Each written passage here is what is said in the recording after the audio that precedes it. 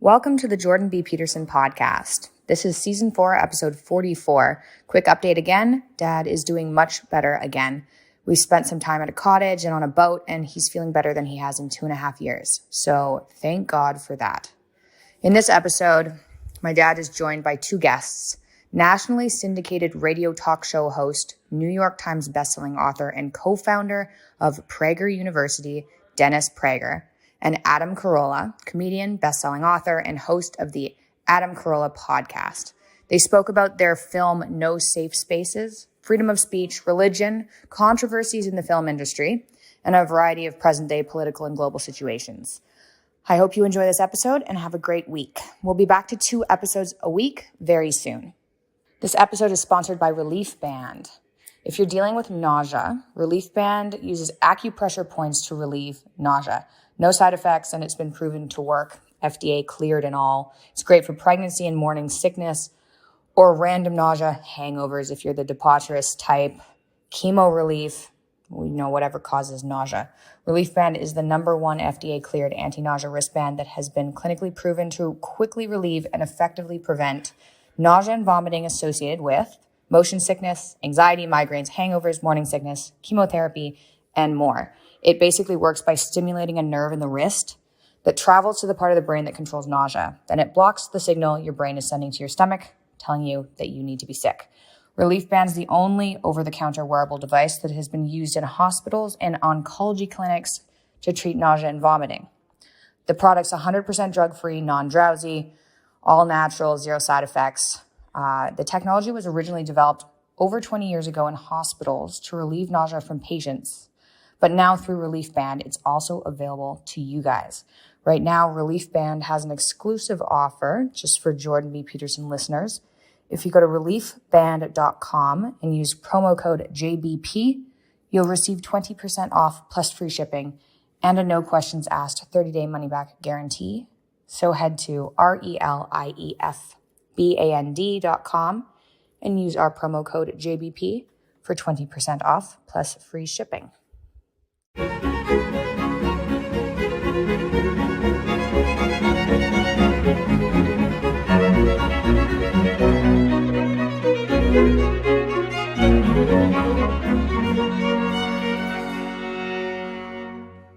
Hi, everybody. I'm talking today with Dennis Prager, who you might know from PragerU. He's a national syndicated radio talk show host heard on some 300 stations across America and around the world. I'm also talking with Adam Carolla, who's best known as a comedian, actor, radio personality, television host, and New York Times bestselling author. Well, back to Dennis. He's also the co-founder and president of Prager University, the largest conservative internet video site in the world, with over 1 billion views per year. 65% of which are by people under 35 years. He's a New York Times bestselling author as well of 10 books, a biblical scholar with expertise in biblical Hebrew. The 3rd volume of his 5-volume commentary on the Torah, the Rational Bible, will be published in the summer of 2021. It's become the best-selling Bible commentary in the country. Back to Adam. Adam currently hosts the Adam Carolla Show, which holds the Guinness Book of World Records for most downloaded podcast. We're going to talk today about a movie that these 2 gentlemen were deeply involved in, a documentary, No Safe Spaces, and the problems it's encountered in distribution. And, we're going to range out from there into issues of free speech and perhaps beyond that as well. So welcome, guys. Thanks very much for talking with me today. Dennis, maybe you want to start. Do you want to talk a little bit about PragerU and also maybe about the movie, No Safe Spaces, about the documentary? Well, one relationship of PragerU and the movie that Adam and I are in is the suppression of free speech.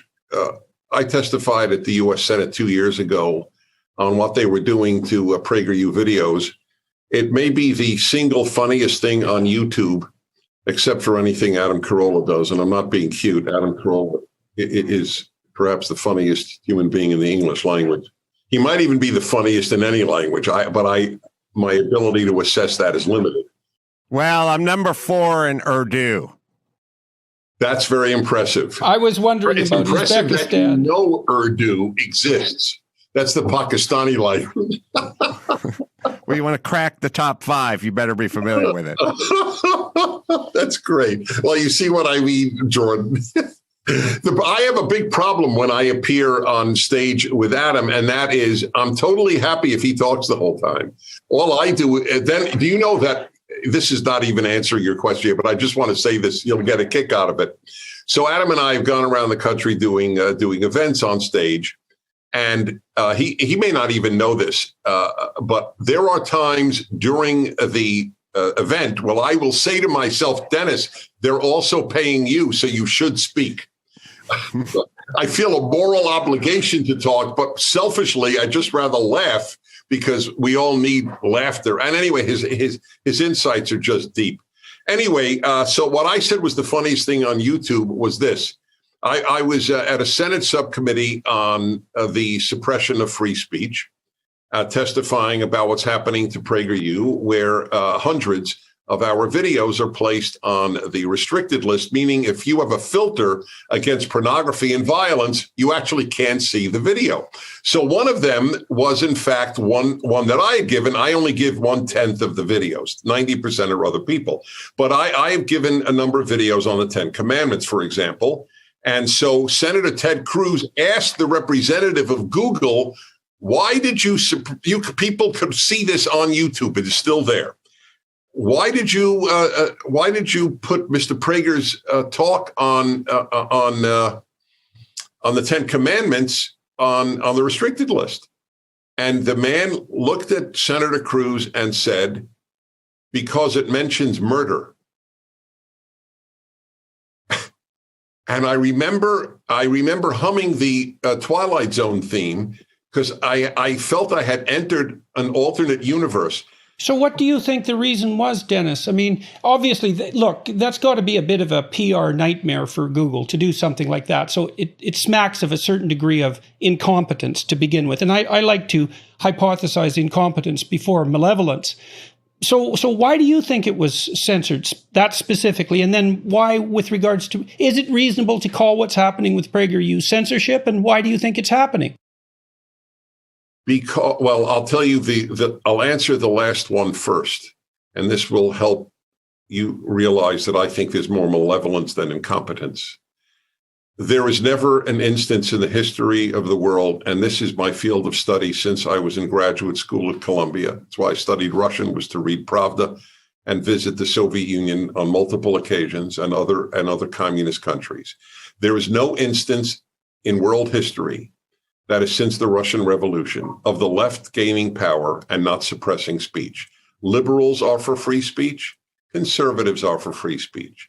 The left has never been for free speech. Okay, so let me ask you a clarifying question there, all right? Because, you know, I'm a Canadian, and I suppose, along with the Scandinavian countries, we're tilted a fair degree to the left compared to the U.S. And so, I mean, freedom of speech is in reasonable shape in our countries, those countries that I mentioned. And so when you talk about the left, tell me more specifically what you mean and how you would define that particular because you're not talking about the Democrats per se, I can't imagine, or perhaps you are. The Democrats used to be, I was a Democrat. The Democrats used to be liberal. The Democrats, when I was a kid in the 70s, Nazis, real Nazis, not people they just call Nazis, real Nazis with swastikas, demonstrated in Skokie, Illinois, because a lot of Jews lived there, especially Holocaust survivors. It was a particularly vicious act. And Jewish groups, the ACLU, liberal groups, the Democratic Party, all defended their right, because in America, anybody could say anything except yell fire in a crowded theater. That is no longer the position. You look. Why did you get in trouble? And I've wondered about that for a long time. Okay, so if you're wondering, I'm not. You said something the left didn't like, that you were not going to be told by the government what pronoun you will use. Okay, so let me ask you another question. So when I look at political surveys, I see that there's a very limited number of people on the right that you could describe as extremists. And there's a very limited number of people on the left who appear to support the more extremist leftist propositions. And so I do believe that in some sense, it's more difficult for people on the left to draw distinctions between acceptable leftist ideas than it is for people on the right. I mean, on the right, you draw the line with claims of racial superiority.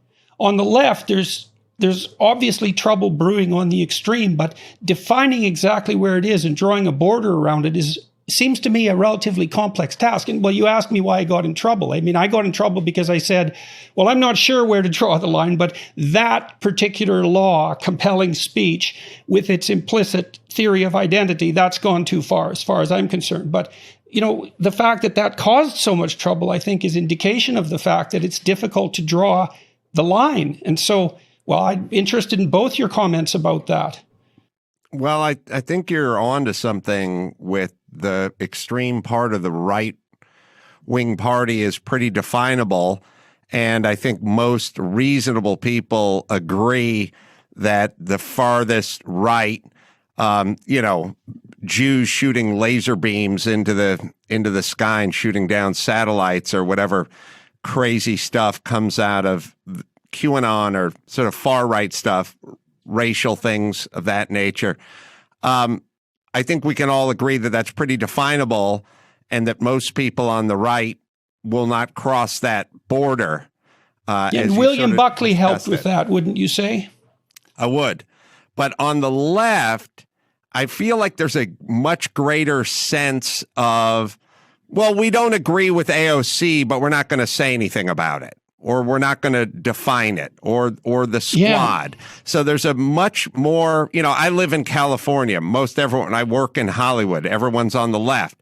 Their thing is sort of like, we don't like what Gavin Newsom is doing, but he's still our guy. And we'll go along. Well, that's part of this difficulty with drawing borders. Like I've had conversations with Democrats about the idea of equity, for example, which is a no-go zone as far as I'm concerned because of its connotations of equality of outcome. But they insist, generally speaking, that most of the people who are using the term equity are really using it as a proxy for equality of opportunity. They're lying to you. They're lying. They're flat out lying either to themselves or to you, and both are dangerous.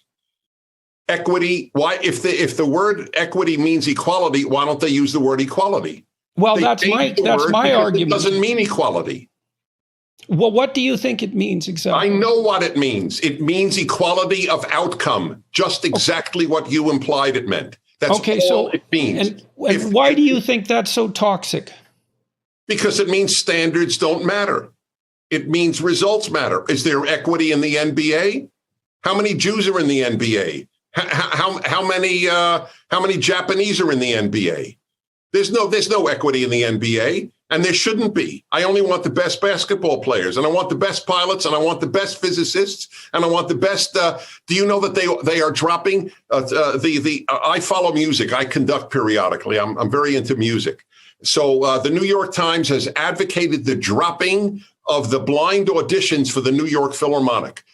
No longer shall you choose the best violinist or oboist. You choose based on the color of the violinist or oboist. That's equity.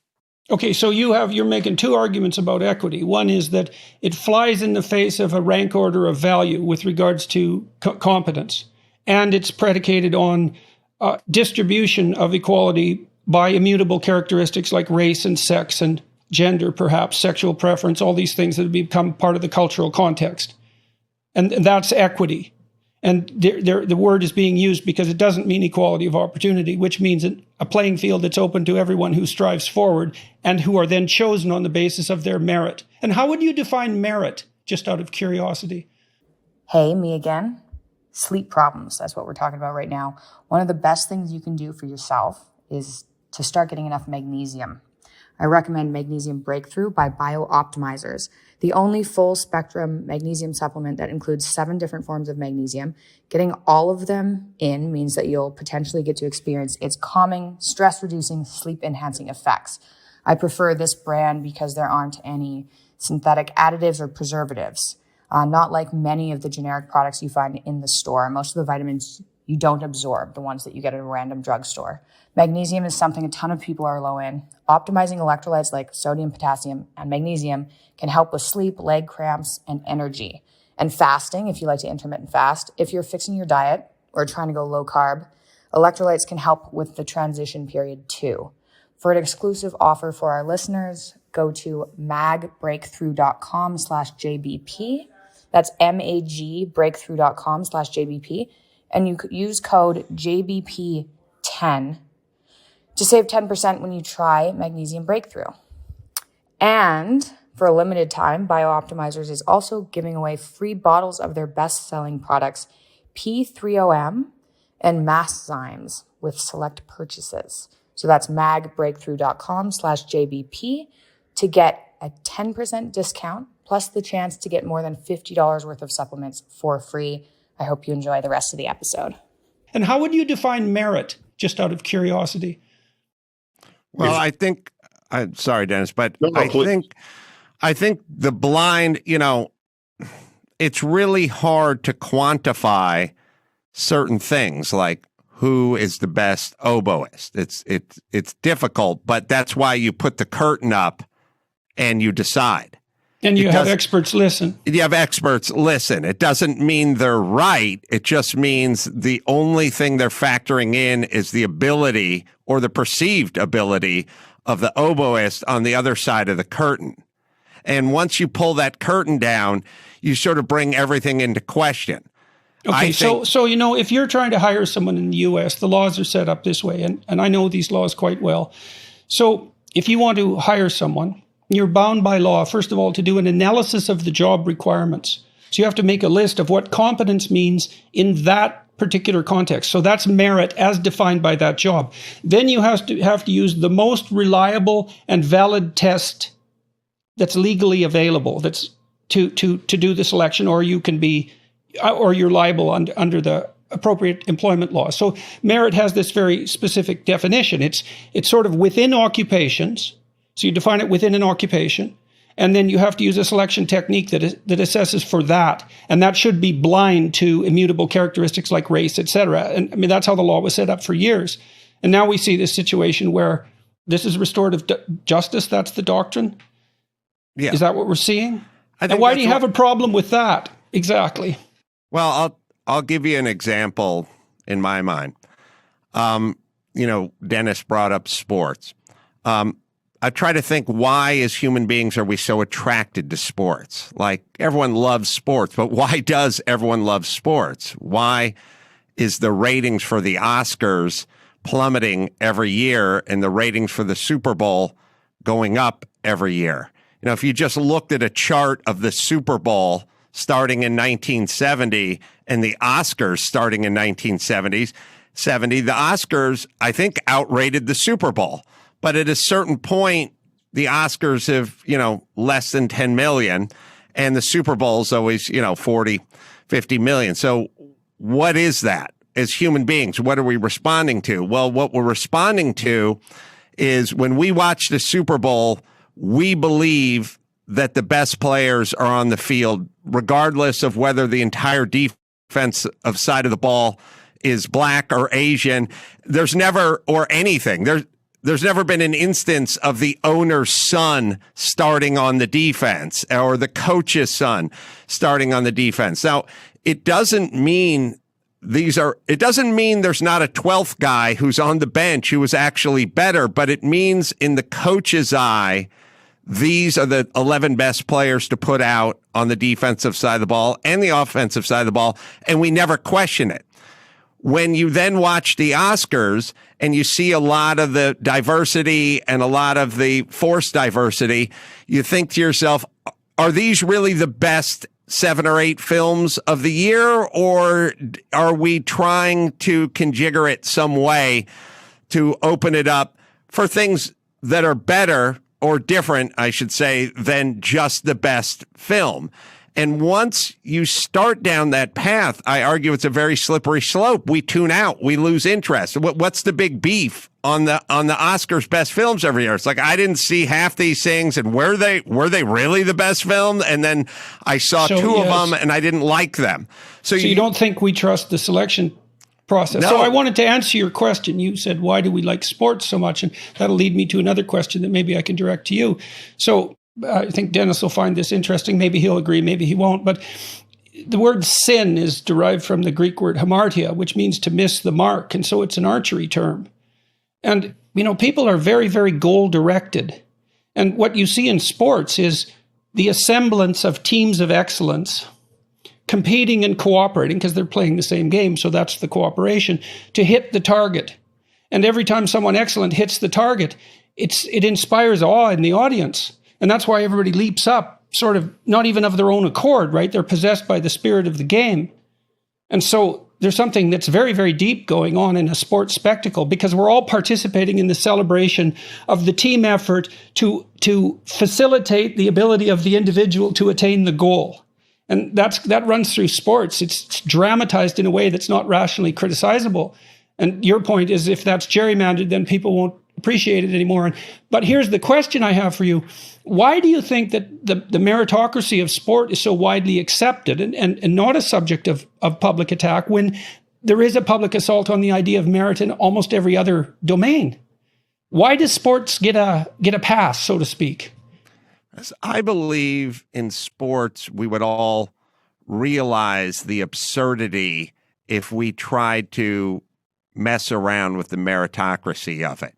If you said there's not been enough Jewish heavyweights in the last 30 years, we need to get a Jewish heavyweight and put them out there with Tyson Fury or whoever the current heavyweight belt holder is, I think we would all understand the sort of bizarre nature of that, and we would all sort of inherently understand it wouldn't work. Or back to Dennis's example, if we took, Why do you think it's more obvious to us? I think you might be right, but I can't figure out exactly why. We seem to accept, people suffer for the distinctiveness in athletic ability. It's a trope of many, many American films. There's the boy who would like to make the football team but can't, and it's painful. And so we accept that pain is real and it exists, but we don't use that to justify an assault on the meritocracy of sport. I just can't figure out why it's so self-evident. You say it is, but Dennis, do you have any ideas about that? Well, because it's more objective than subjective. If you hit 40 home runs, you're a great player. We don't have 40 home runs in almost any other area of life. So so you think it's a measurement issue? Yes, it is a measurement issue. That's exactly right. Stats are the fans are crazy. Best baseball fans can tell you the batting average of the first baseman on the Detroit Tigers 12 years ago. This is what they live for, stats. But there were no stats in much of life. Back to my oboist. Right. So that also means that the people who are criticizing our society for its power base, say, rather than its merit base, they're partly led to that conclusion by the fact that the stats of life are not nearly as obvious as the stats in sports. Well, I would argue, sorry for cutting you off, Dennis, but I would argue that in this particular case, stats are on the other side. So they go, Delta Airlines has less than 14% African-American pilots. Delta Airlines employs less than 6% female pilots and less than 1% transgender. So if you think about the stats, we do love stats, but they get used against us on the other side when they're constantly talking about, police reform, or the fire department is in a mostly Hispanic neighborhood, but yet the fire department doesn't represent the constituency of the group that it serves, because it's only 13% Latino. They do love stats, but they love them from a different side of the equation.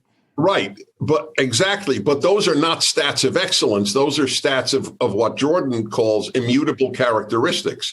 Right. The stats. But they're easily measurable. That's an interesting point. See, but yes, that's what I was pointing out about sports. But I believe that other stuff is measurable too. I believe that it is that unless one enters the world of the absurd, which we have entered, Beethoven is greater than anybody composing music today, is greater, for that matter, than any non-German composer who ever lived. The greatest composers were overwhelmingly Austrian and German. So what do I care? I only care about there being great music. I'm a Jew. I know Wagner was a rank anti-Semite and Hitler's hero, and I love Wagner's music.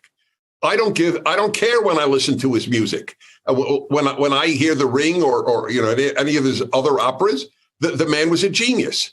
So I don't assess by that. At the University of Pennsylvania, they took down the English department, and an Ivy League university took down Shakespeare's picture because he was a white European male, and they put up a non-white lesbian instead, not because of measurable excellence, but because of immutable characteristics. Yeah, well, I guess Adam's point is that it's easy for people to default into easily measurable statistics when the alternative measurement systems are somewhat obscure. It's harder to rank order musicians by their quality. I mean, you could look at how often their pieces are played by major orchestras, for example, but you could make a case that that's a consequence of systemic prejudice as well. So you have these stats that signal immutable group membership that are pretty comprehensible, and they lead people astray because they can't evaluate the broader context of excellence so easily. I mean, we have to look for cognitive biases, right, when we're trying to explain things, as I said before, reaching for malevolence, even though I'm perfectly willing to reach for malevolence when I think it's there.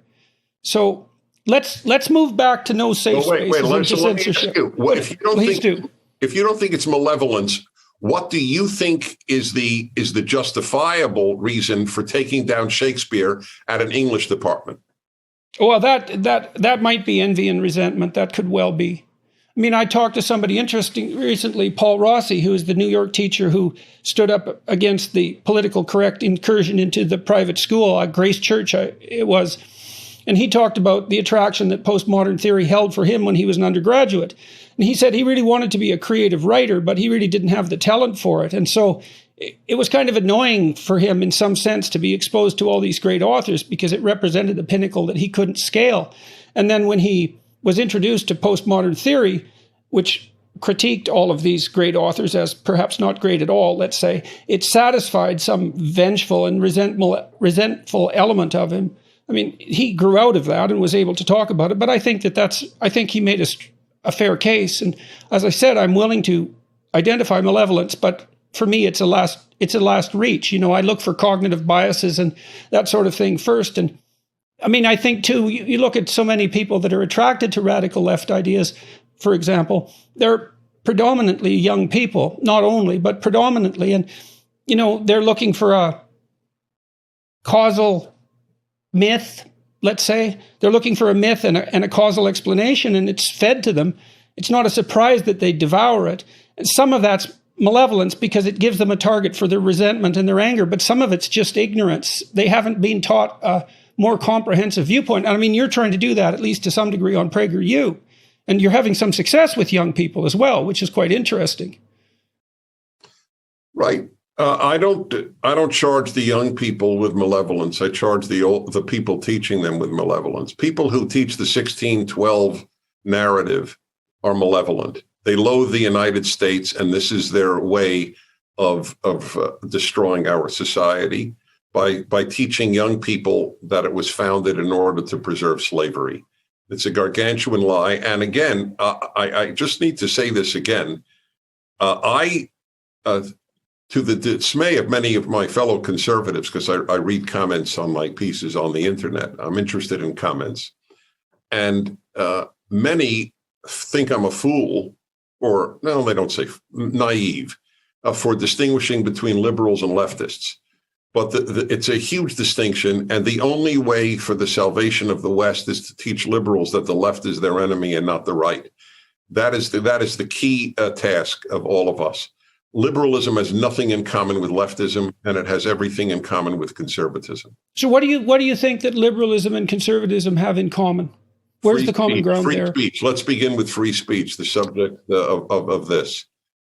I also think an intellectual honesty. A couple of guys in this town who I know who are, I wouldn't call them leftists, but I'd call them Democrats,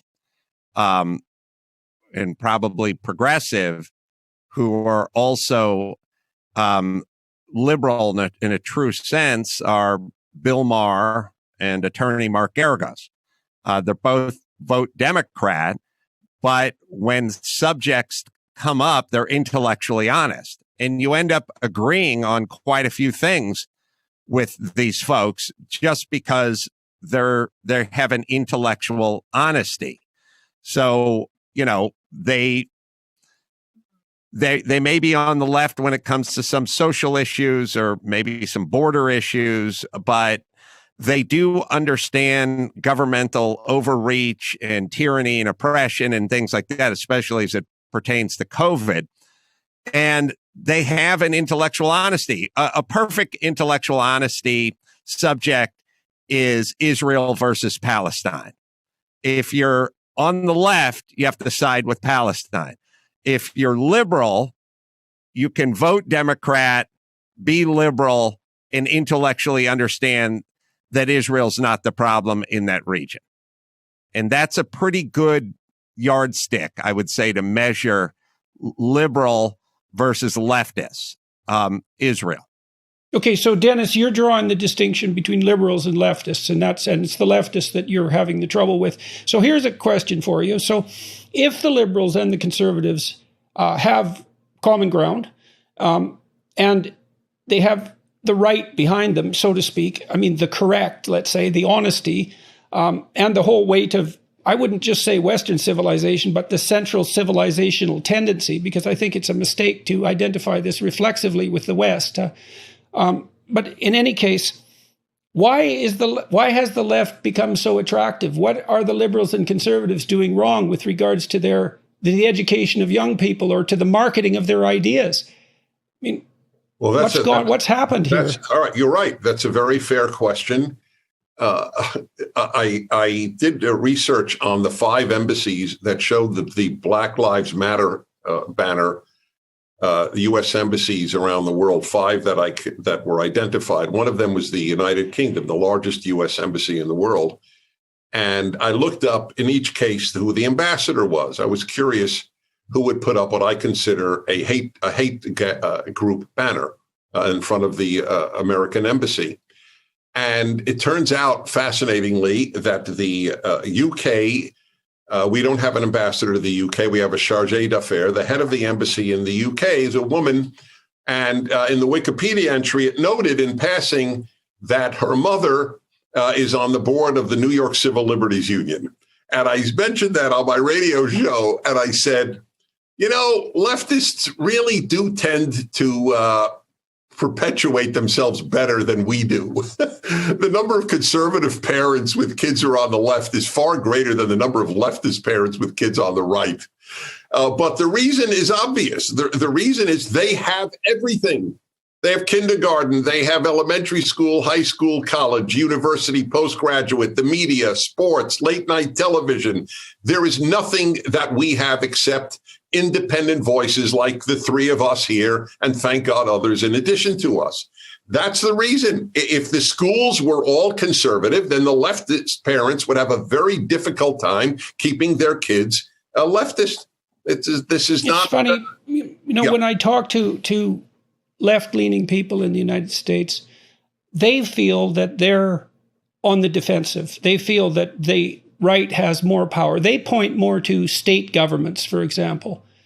And it does seem to me as an outsider, because I'm an outsider to all of this, that one of the things that does characterize the United States, maybe more than any other country in the entire West, perhaps not, because there are countries that might be an exception, is that there is a reasonably decent balance of power between the right and the left, if you consider the totality of the system. I mean, you have Democrat power federally, but at a state level. Here's the deal I'll make with all of the people who say that to you, the following deal. We'll give you state governments. You give us elementary schools, high schools, and graduate schools and universities. And we'll make that. Let's make that. We'll take the New York Times, make it conservative. You can have all the state governments you want. I think it's they live in a deluded image of themselves and the world, if that's what they believe. Oh, you have state governments. We have the New York Times and CNN and the Washington Post and Columbia and Yale and Harvard and Stanford, but you have state governments? Please. So that's interesting. I mean, you believe that these educational institutions, well, you also included the New York Times, and I'm not going to dignify the New York Times by calling it an educational institute, but you believe that the educational institutions from kindergarten all the way up through the universities have the signal power in American culture. You think that's a reasonable claim? I'm not disputing it. I'm asking you if that's what you believe. How could it not be? That's where your kids spend most of their waking hours. Yeah, well, I mean, go ahead, Adam. I think Jordan's asking, is it a foregone conclusion that all the universities and high schools and junior highs are left-leaning? 99%, yes. Yeah, well, it's certainly been something that's very disturbing to me. I think the objective evidence supports the supposition that they're overwhelmingly left-leaning, and it certainly seems to me that these critical ideas, the idea especially that the structure of the West is predicated on the arbitrary expression of power. I think that's the most fundamental pathological claim that emanates from the West, is that power is the fundamental human motivation, and that our functional institutions are essentially predicated on the arbitrary expression of power. I always think that people who say that are confessing more than they are accusing, because most of the people I've seen who claim that seem to be perfectly willing to use power as their predominant mode of operation in the world. I guess I would also ask you, why is it that the story that power is the fundamental animating spirit of civilization, let's say, but we'll say Western civilization just to keep it narrower, why do you think that story has such resonance, especially given, well, let's leave it at that.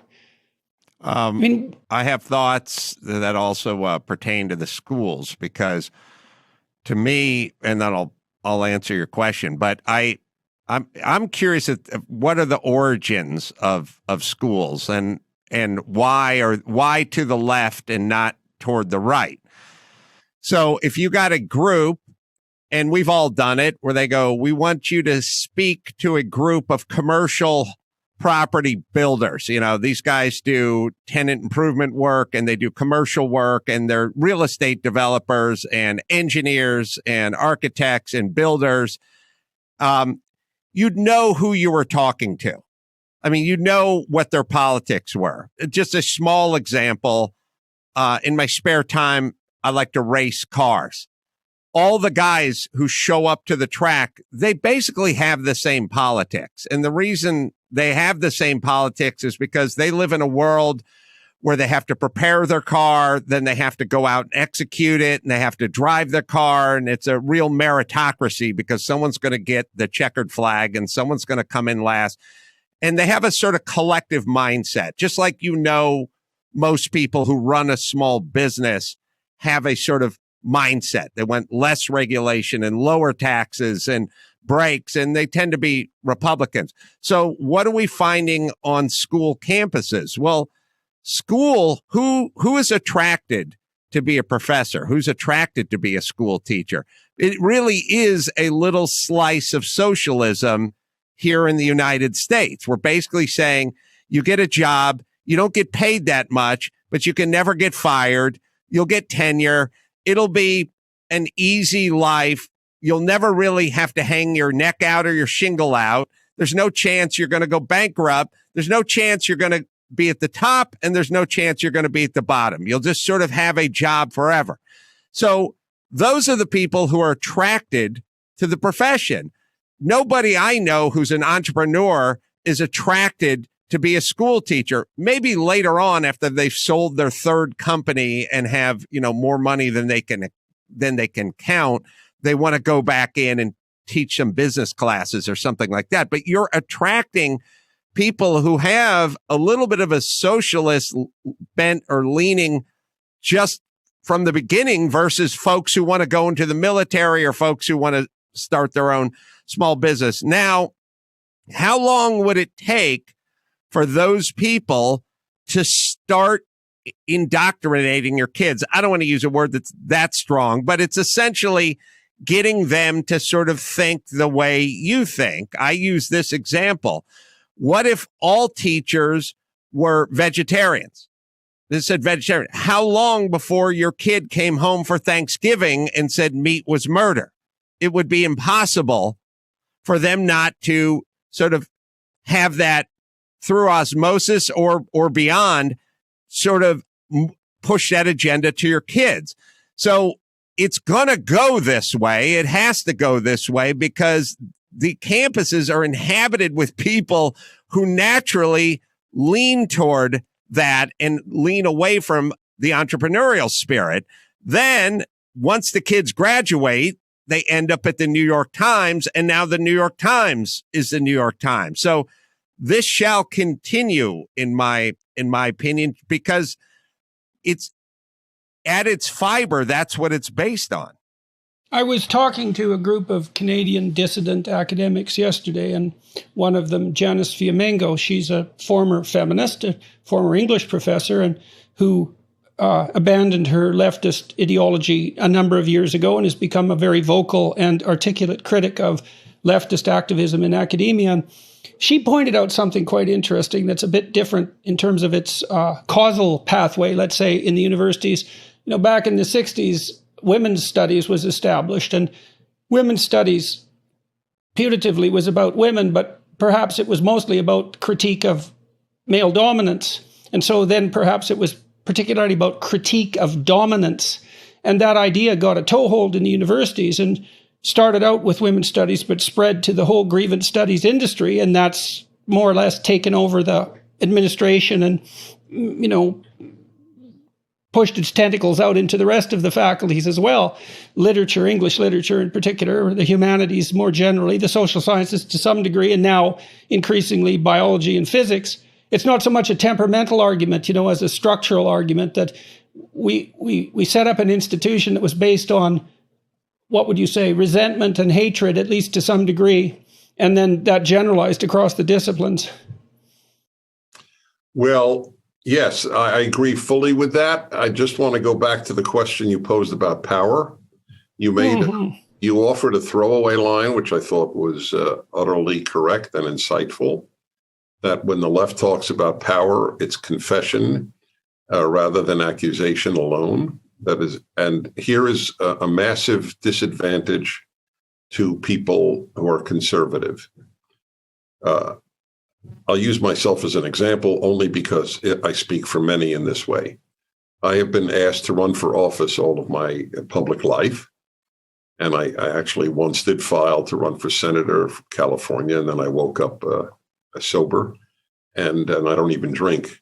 But it was a moment of non-sobriety. In any event, I have always said on the radio, I am infinitely more interested in influence than power. I have no interest in having power. How to distinguish them? How to distinguish them? Well, yeah. Yes, because I can only, influencing you is not the same as having power over you. I cannot tell you that you must keep your store closed and go out of business because of a virus. I have no desire to have that power, and I resent those who do. And if you used your influence, how would that differ from the expression of power? Well, power is coercive. Influence is not. Everybody. Okay, well, let's expound on that a little bit, because this does get to this question. See, I'm staggered by the idea that a very large minority of the population now appears to believe that the guiding spirit of human civilization is the arbitrary expression of power, rather than something like influence or cooperation or negotiation. Because the left cannot influence. That's why they don't debate us.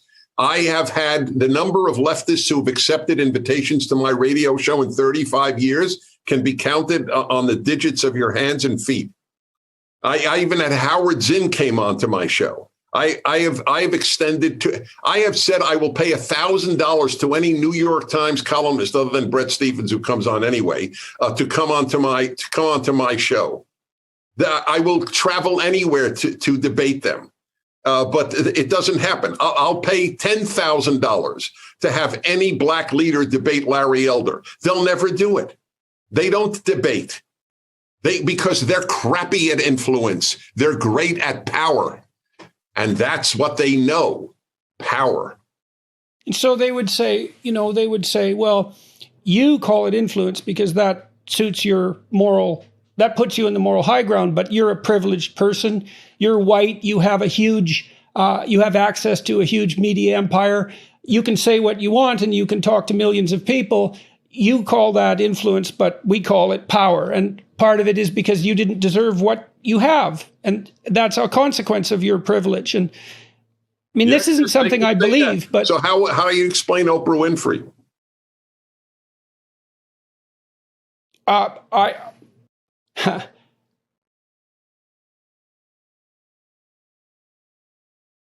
I'm sorry.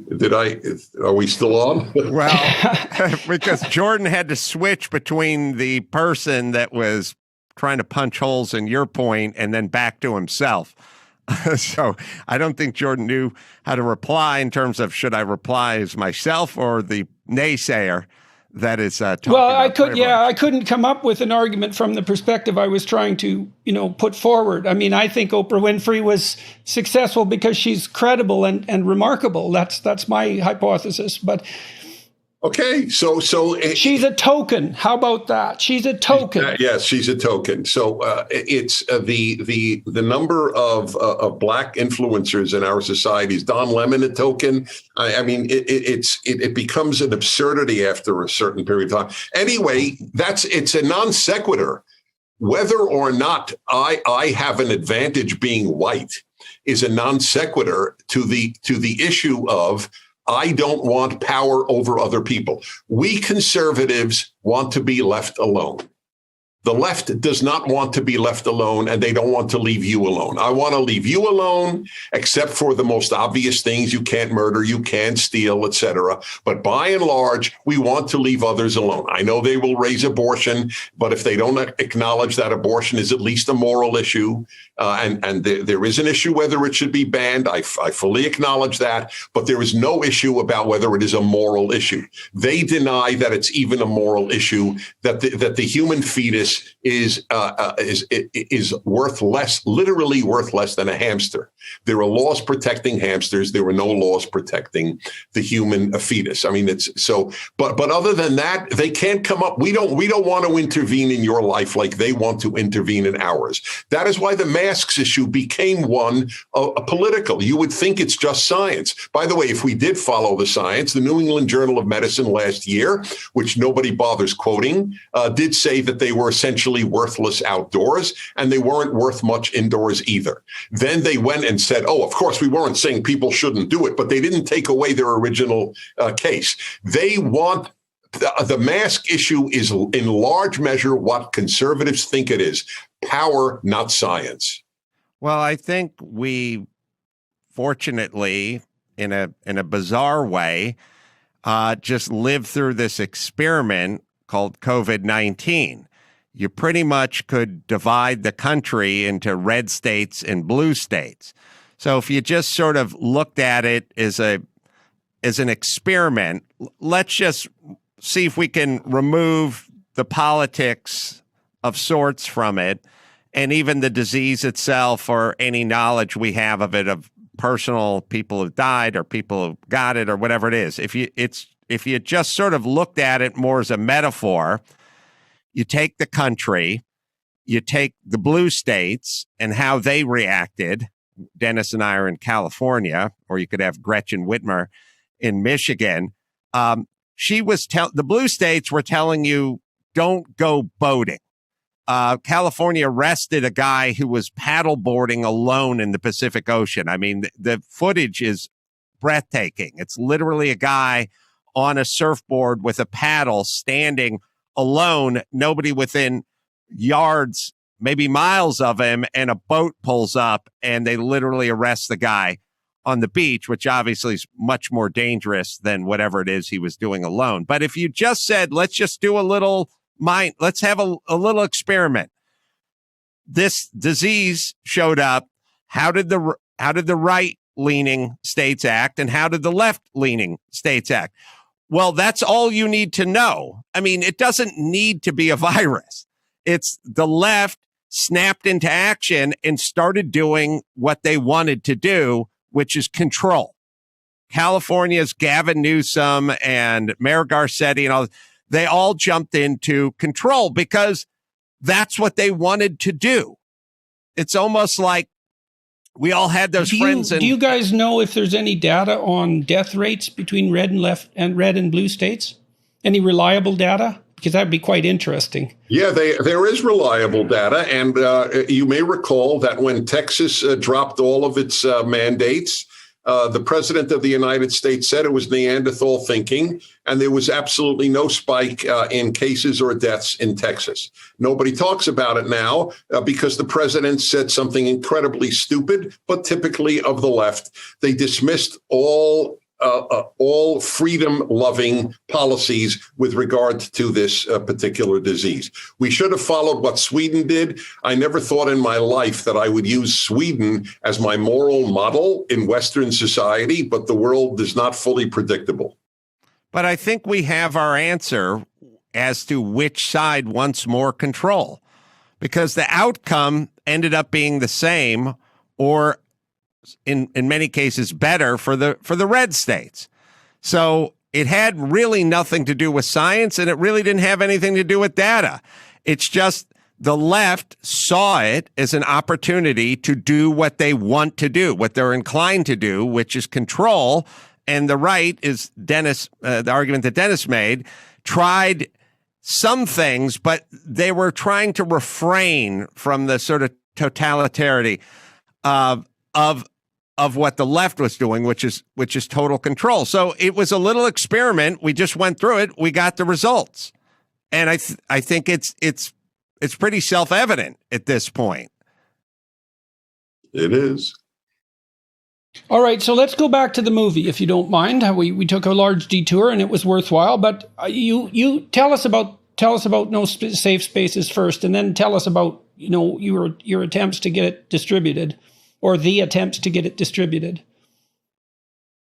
Well, I'll start with the movie, and then Dennis will go on to the attempts to be distributed. I actually wanted it the reverse.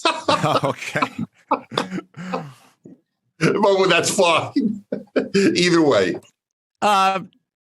Dennis and I are very different. We have very different backgrounds, but we do have common sense in common. And I have found more and more, and I'm assuming you guys feel the same way, which is just finding someone with common sense seems to trump all the other characteristics that we're constantly talking about, what region you're born in, or who your team is, or what color your skin is. Dennis and I always had common sense in common. And we struck up a great friendship. We've done many speaking engagements. We've always had a great time in each other's companies. And so when the producers came to us with this idea, I immediately jumped at it just because it selfishly seemed like we could spend a lot of time together talking about a subject that we're both pretty passionate about, which is free speech. And since the time we made this movie, I feel like things have gotten much worse. I think the movie was a bit ahead of its time in terms of what it is, the subject matter.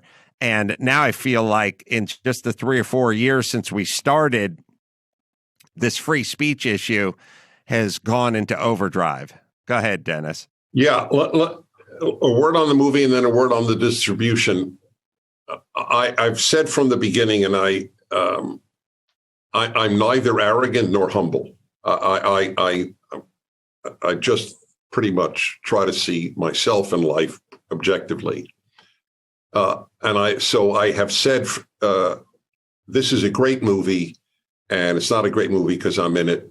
Might be a great movie because Adam is in it, but the truth is it's a great movie. And Adam and I happen to be the quote unquote stars, but that's not the point of the movie. I have watched this about 5 times. I have the attention span of a child. And so for something to keep me riveted 5 times speaks immensely about it. It truly is an important movie. It's more important today even than when it was made, about free speech. And it's got movies within the movies. And anyway, people should see it.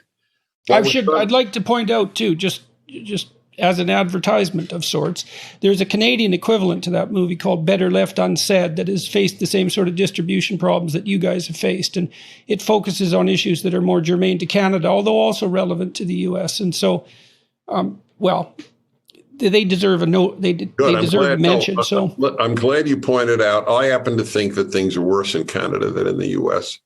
But that's an interesting discussion for either another time or later on today. So what was your impetus for making? I'm in the movie, so everyone let me just knows. talk about the distribution. Netflix, yes. Netflix refused to distribute it, to stream it, which is incredible given how popular the movie is. Okay, so make a case for that. Like, why? Okay, so Netflix should have been incentivized, as far as you're concerned, by the fact that the movie was economically successful. And there are other streaming agencies, too, online that are fairly powerful, so Amazon, etc. Have you had any interest from any of the streaming agencies? Yeah, well, it's interesting. I don't know. I'll look up the Amazon question. I know that Walmart doesn't sell it in its stores. They have the same thing. All you need really at Netflix or Walmart or any of these is one or two people who are woke to tell, we can't do this. We're going to get a bad name. And then, what is it to Netflix not to listen to somebody who says, oh, Dennis Prager. We know for a fact that it was my name that was the trigger, which is an interesting thing, which one day would be fascinating to discuss. Because whenever my name is raised as this bugaboo, I always say, well, can you say anything in 35 years of broadcasting, 10 books, literally 1,000 columns on the internet, plus tens of thousands of hours of the radio recorded? Say one thing that I have ever said that strikes you as extreme. And so there's never an example. There's literally never. The New York Times did a piece on me. They couldn't find one sentence. They made up something, in fact. They said Prager suggested, and I always tell people, if they don't say said, don't believe the line. Suggested is the New York Times, not what I said. And then they had no quotes. But anyway. I've had the same experience, Dennis. I have hundreds of hours of. Of course you have. I know that. I can't find a thing you've ever said that isn't ennobling. I love your work. I wrote the introduction to your biography. I had this experience as well, and then I have another thought, which is I got into a lot of trouble and I got out of favor with critics because it was widely said that Adam Carolla said women weren't funny. Now, this is perfect, and you guys have experienced a version of this. I did an interview years ago. And the person said at the end, who's funnier, men or women? And I said, well, I think men are. I think it's based on them trying to have sex, essentially. So they had to exercise that muscle a little bit. But I know many female comedians that are funnier than any guy ever went to high school with. That then turned into Adam Carolla said women weren't funny. And then they just ran with it. And that's up there with it's pretty credible what you say, because my sense is that there's been a couple of things I've said that have been blown up in the press, and they were exaggerations of the sort that you're describing, taken out of context. I think that in the current climate, if you've ever said anything reprehensible on public record, that you will be slaughtered for it. And so if you haven't been slaughtered for it, the probability that you haven't said anything reprehensible is pretty damn high, because people are combing over the utterances of people like you, trying to find a smoking pistol. I don't know if you can comb over things to find a smoking pistol, but I will tell you another institution that's sort of been ruined, and I think Jordan was sort of getting to it, and it sort of gets back to the oboe or the cello player for the New York Philharmonic. How do you say that one film is definitively better than the other film? It is subjective or objective or subjective. Sorry, but you are, so a lot of the answers is sort of make a better film and you'll get onto Netflix, or make a better film and you'll get into the Sundance Film Festival. So I've had 5 films all turned down from the Sundance Film Festival. Now, Jordan, the way Jordan's mind is working is you're thinking, Well, but how do you know? I mean, they could. No, I'm thinking, why don't you organize your own damn conservative film festival? Too, you know? But it could have been. But the academic in you is thinking, how do we define that? And as we spoke about earlier, when the guy hits 40 home runs in a season, that's definable. And when the guy drains 14 three-pointers in a playoff game, that's pretty definable. But how do we do it with documentaries? And you could make the case with your film that, I mean, it had reasonable success. I hope I've got this right. It had reasonable success at the box office. I mean, it had enough success at the box office, so it should have been economically interesting for a place like Netflix or Walmart. Agreed. So another system that's sort of been corrupted is you used to be able to go on to the website Rotten Tomatoes and literally check the score of the film. And it's not an exact science, but your film gets a score and my film gets a score and her film gets a score, and it's pretty good. Mm-hmm. Now, if you look at No Safe Spaces, the critics have it under 50%, somewhere 46%, and the audience has it at 99%. And I would argue we now must remove the critics from the equation, because the critics are so left and so woke that there's nothing, Dennis Prager could make Gone with the Wind tomorrow and it would get under 50% on Rotten Tomatoes. So they've screwed up they've corrupted their own system, or sort of polluted their own system. You must now go with the audience, because there's two scores. There's the critic score, and then there's what the people thought. And we now have to throw out the critics. And by the way, it's a two-way street. One of the, films that would be an Oscar-nominated film that started a young gay black man who was struggling with his sexuality, that'll be 96% with the critics and 65 with the people. Well, that's a testable hypothesis. You could rank order films by discrepancy between critics and audience, and then rate them according to their political affiliation, and you'd have the answer right there. You could probably, a good statistician could do that in a day. Be a very interesting thing to do, because you might be right. Statistician could do it in a day. Yeah. You're right. That's a great point, Jordan. It's very simple. It's very simple. It's not only what the theme of the film is, it's does it have Dennis Prager's name on it? Take a look at the arc of Clint Eastwood directed films and watch how they shrank in the eyes of the critics over the years, since he famously spoke to the empty bar stool at the convention. I know his film about that featured the car and the Asian family next door, which I really liked. I mean, that's got slammed for racism. Yeah, Gran Torino, even by some of the actors that were in it, who I thought were extremely ungrateful. That's my personal opinion. I thought that was a remarkably non-racist film. I mean, Eastwood played a character who was, a standard conservative of the Archie Bunker type, essentially. But as he got to know his neighbors, he placed his allegiance to them over that of his own family, who he saw as becoming morally corrupt. How in the world that's a racist film is absolutely beyond me. But Jordan, I think you're not factoring in there's two factors. There is what is the film, and then who directed the film. Yes. So if that film was directed by Mark Ruffalo, there would be no issues. He's a progressive actor, Dennis. I know you don't know any actors. You pick the actor that's on, George Clooney. If George Clooney directed Gran Torino, it'd be 15 points higher, percentage points higher with the critics. That's my assertion. Mm-hmm. And it'd be fun to do the statistical analysis. Maybe somebody listening could whip that up, because a good graduate student in psychology could do that very quickly. Maybe I'll have one of my people do that. That would be fun. So why were you motivated, you guys, to do No Safe Spaces, and what exactly is it examining? It's examining free speech, which alone, first of all, everybody involved in it, all the directors, the writers, the producers were fantastic people. People I really admire and adore.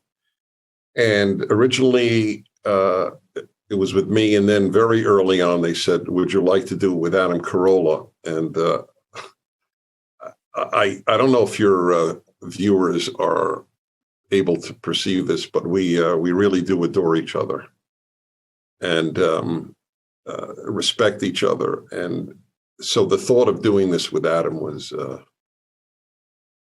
I was excited, and it turned out that I had every reason to be excited. It's a great chemistry that we have. Just to hear Adam describe how different our backgrounds is worth the price of admission, which he does most of the time when we go public. Adam, why don't you give a brief review of how different our backgrounds are?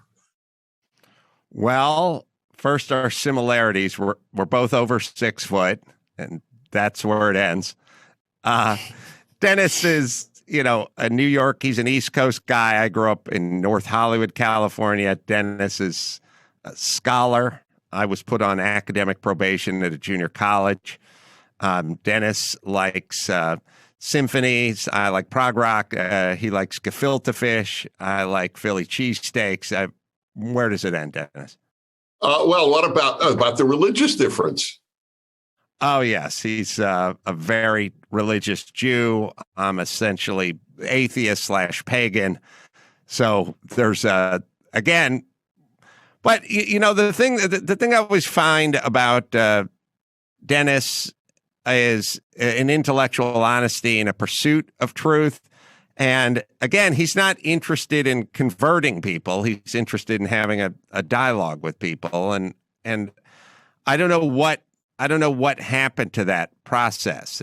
It feels... Well, I know what happened to it. I mean, let's examine that for a minute or two. Okay, so first of all, to have a dialogue, you have to assume there are 2 people involved at minimum, right? Dialogue, and that there's a logos involved, that there's a logic there that operates within each individual and between them, and that they are of the sort that can be brought to a different standpoint, a different understanding by the mutual exchange of verbal information.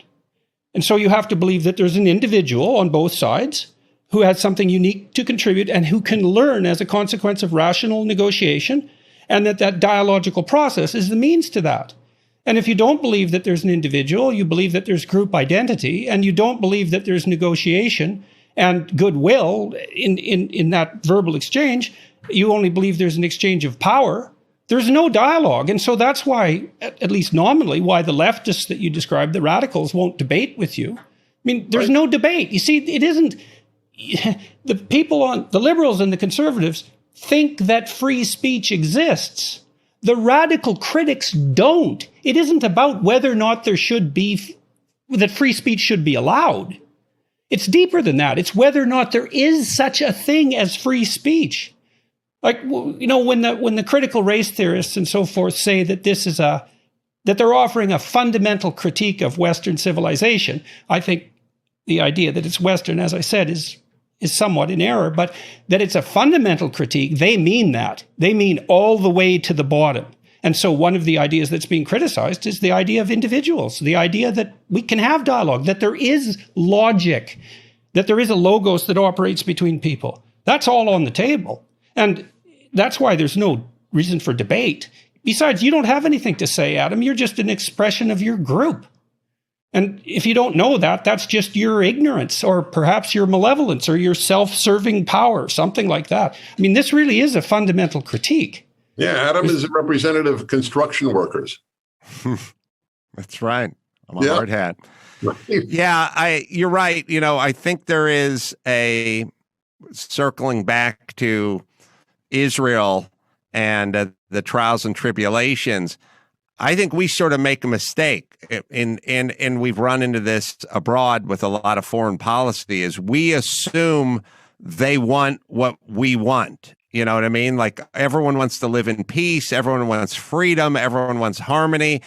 And all we have to do is string together the right words in the right order, and we could express that to them. So we sort of treat it as if you're having an argument with your wife, and she just doesn't understand that you really care about her and love her. And so you will put that down on a greeting card, and we will somehow right this ship or repair this. But if she wants you dead, then what is it that you could say to her that would ever remedy that? Well, we could modify that slightly, because I think you could say that it might be the case that the values that are put forward as central in the West explicitly are the most essential human values, and that that's universal, but that a dedicated minority in any place can put the boots to that pretty damn rapidly. And so, when the foreign policy idea is, well, there is a desire for freedom that's part and parcel of the human spirit, fair enough, but how much opposition does that have to run into before it's impossible? And the answer might be, and I think it could well be, that it doesn't have to run into that much opposition to be in jeopardy. Like a committed minority, even a committed small minority, can have a disproportionate effect. I think there's evidence supporting that proposition. If I may, I want to comment on as you did, on what Adam said. I was a student at two institutes at the School of International Affairs in graduate school at Columbia, the Russian Institute and the Middle East Institute. I did Hebrew, Arabic, and Russian. So I want you to know that Adam's analysis of the Middle East was more cogent than all of my professors in the Middle East Institute at Columbia. He hit it the bullseye. The staggering error of the naive that everybody wants the same thing. And that's why, for example, I was taught the nonsense, and I talked about this on Fox News 2 weeks ago, and it sort of went viral, that the battle in the Middle East, I always knew, was not about land. If Israel were the size of Manhattan, they would want to destroy it. No, it's not about land. No. But every single professor at Columbia said it was land. The New York Times says it's land. They all say it's land. You know it, I know it, and Adam knows it. It's that one side wants the other side dead. That's it. And that's because of religion, because for traditional Islam, there is no room for Jewish or Christian, for that matter, hegemony in the middle of the Middle East. Period. End of issue. They want Israel dead. There was nothing Israel. Israel withdrew from Gaza, and all they got was Hamas. Let me ask you a quick question about that. Yeah. Do you see any hope? I mean, Israel has been negotiating somewhat more successfully with many countries in the Middle East now than, say, 15 years ago. Is that true or not? Yes, in large measure, thanks to the man that is reviled by the left, Donald Trump. Okay, so you do think it's true. Why would you attribute it to Trump? Because Trump said, I don't give a hoot about the Palestinian radicals. They are not the central issue in the Middle East. And as soon as the rest of the Arab countries saw that America was strong and not bowing to the most radical elements of Islamic life, they said, you know what? Israel's not all that bad, frankly, and we would like to do business with it. Okay, so I'm going to ask a meta question here. Why do you guys think that conflict got dragged into this conversation? I mean, the reason I'm asking that is because, that conflict, everyone in the world, their eyes are focused on it in a way that isn't true of any other conflict. And it's certainly not a consequence of the number of people who are involved. There's something magical about that conflict, and that pertains to your statement that it's not about land, it's about religion. And maybe it's about even more than religion, who knows, or perhaps not. But, what was you think that called forth that conflict into this conversation? Adam correctly raised it when he was talking about the gulf between liberal and left. He, to his credit, raised the Middle East as an example. Liberals were always pro-Israel. The left was always anti-Israel. And that's, if you can't see the moral clarity of the Middle East issue, Hamas primitives versus a modern liberal democracy called Israel, there's something wrong with your moral compass. So why do you think the radical left is pro-Palestine particularly? Why did they pick that? I don't know anything about the region, but I do sort of know what animates people. My feeling is, and as someone who grew up with a mother who was sort of this way and a grandmother who dabbled in communism a little bit, they want to push back against everything that is. So it's more of an anarchist approach than it is, here's my plan. No one can really say that out loud, but it's sort of like defund the police. So it's part of revolution in a sense. Just burn it all. It's an extension of revolution. It's basically one house has a well-groomed lawn and a white picket fence, and the other one has a sofa rotting on the lawn and a guy smoking weed standing on the porch, and I only have one Molotov cocktail.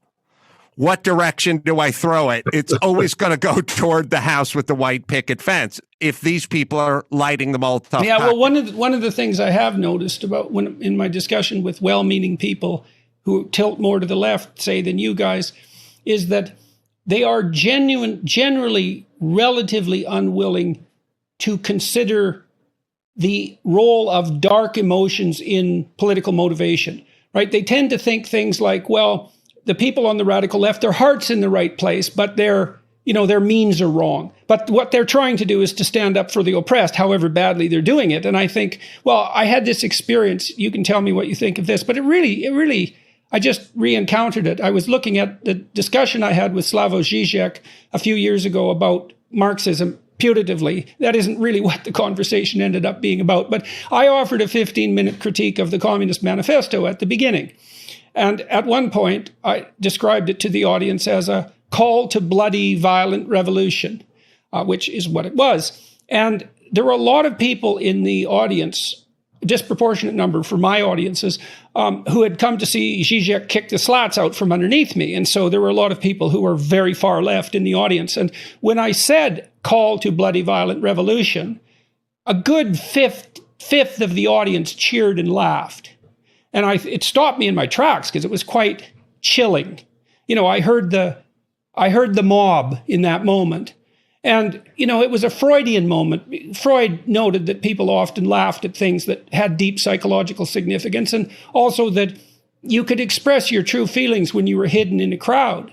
Well, and the true feelings were, well, the Communist Manifesto, who the hell cares about its rationality and its justification? It's like, it's a call for a violent revolution, and hooray, let's do it. And I thought, yeah, you bastards, you revealed yourself in that laugh, in that chilling, awful, unconscious, willfully blind, malevolent glee at the notion of the picket fence burning down. And the question is, well, what's generating that malevolence? And the surface story is, well, you got that through ill-got means. And so the right thing to do is to take it back.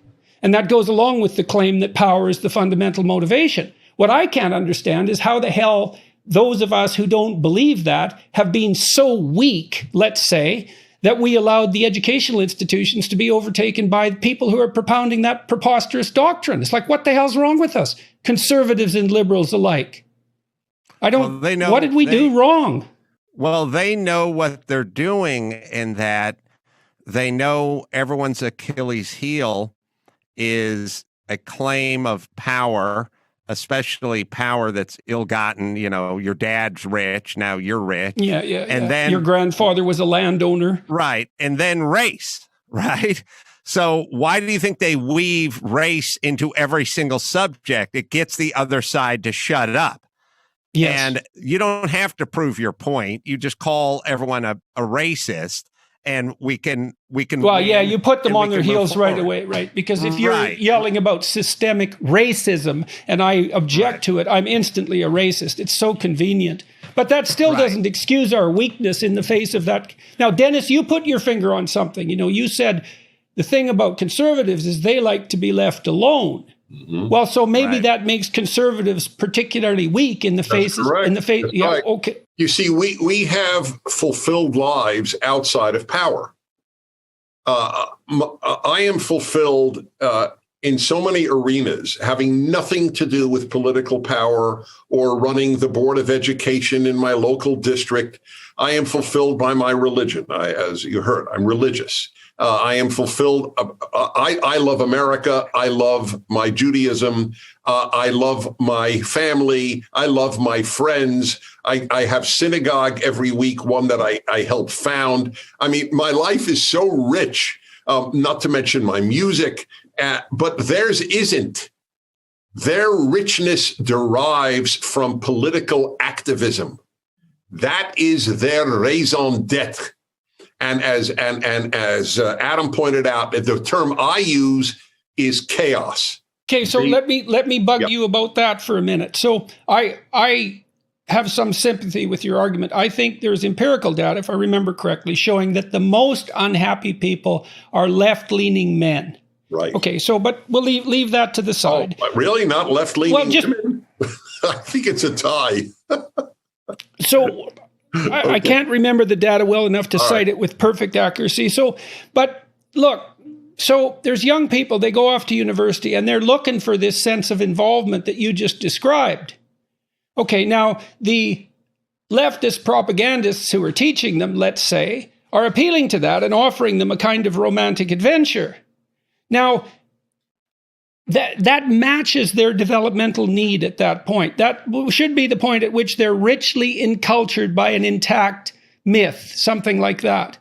Well, the fact that that isn't being provided in a credible manner is what lays young people open to this kind of propaganda. So it still takes me back to the failure of liberalism and... Right. Forgive me, Adam, for just speaking again. I just need to say, I have warned about this. I began lecturing at the age of 21. I have a very odd life. And I remember telling audiences in my 20s, you, speaking to my parents' generation, the World War II generation, your motto was, let's give the next generation everything we didn't have. And specifically material, wealth, education, and peace. And the problem is you didn't give us what you did have. I knew this in my 20s. My parents did give it to me. It's not my parents. But the World War II generation did not give their children Americanism or Christianity in any coherent manner, and we are living the consequences. Okay, so justify that. Why would you point to Christianity? For example, look, I'm a Jew, but it's a dominant religion of the West and certainly of the United States. If Christianity failed in Europe and we got Nazism, fascism, and communism, what's going to happen in America when Christianity fails? Yeah, well, I've been talking to some of the people associated with the rational atheist movement, and what I'm seeing there is some realization that whatever comes up to replace the religion that they decried is going to be a hell of a lot worse than the religion that they decried. That's right. And it makes me think, too, that there really is a... Go ahead, Adam. What we get is wearing masks outdoors and copious amounts of hand sanitizing, even when it's unnecessary. I mean, that is... Right.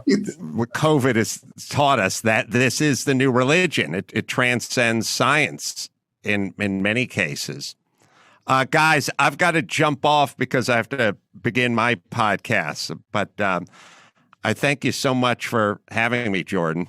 Adam, it's a pleasure talking to you. And I hope we can have you on my show sooner than later, because I always enjoy speaking to you. And I'll leave it in the very capable hands of Dennis Prager now. I'd like that. So let's arrange that, okay? I'd like to do that. Okay. Please. Okay. Thanks, see you, Adam. Bye. Thanks, Adam. Thanks. So let's go down the religious route a little bit. And we still haven't talked about the censorship that No Safe Spaces has faced. I mean, we touched on it a little bit with Netflix and Walmart. Well, that's the dominant arena, and obviously it's completely ignored by the mainstream media, which review nonsense, and this is not a nonsense film. Look, the most important answer to all of this is for your copious number of viewers to actually watch it. It's available online at so many vehicles. No Safe Spaces. Just, Salem Now. I know my syndicator has it, salemnow.com or nosafespaces.com, or it's easy to find. There are conservative films that I watch out of duty. This one is not out of duty. This is out of pleasure. It is quite powerful. So the only answer is to succeed without them. But what they have done to the film is not economically or certainly not morally justifiable. And it gives you an idea, although I think you have an idea of what we're living through today. Well, it's funny that a movie about free speech is having a hard time finding distribution. I mean, it's right. exactly. In fact, you could hardly hope for a better outcome in some very perverse sense. Just out of curiosity, what would happen if you just placed it on YouTube?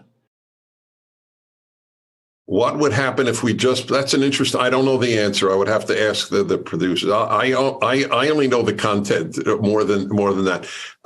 You mean just free? Free. Well, it wouldn't just be free because you could monetize it through ads. Now, that's not a tremendous way of generating revenue, but It might be a way of, it would also be interesting to see what would happen. Well, look, the truth is, I mean, they're very honorable, these guys. I haven't gotten a penny, just for the record.